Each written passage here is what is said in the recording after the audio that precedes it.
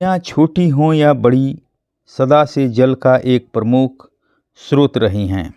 कुछ लोगों के लिए तो यह न केवल जल स्रोत रही हैं, बल्कि आस्था का एक केंद्र भी रही हैं, जिनके जल में डुबकी लगा लेने से सारे पाप धुल जाते हैं।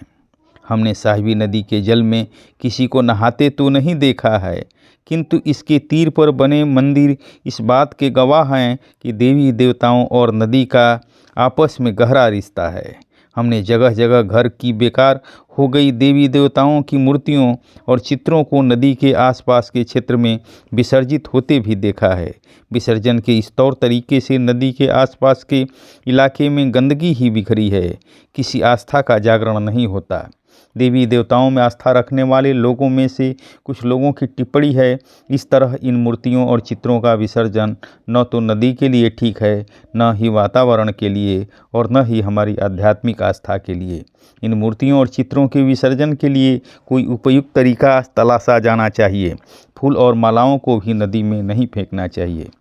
दिल्ली सरकार ने यमुना नदी में दुर्गा, सरस्वती, विश्वकर्मा आदि की मूर्तियों के विसर्जन पर रोक लगा दिया है और मूर्त विसर्जन के लिए वैकल्पिक व्यवस्था की जाती है विशेष अवसरों पर।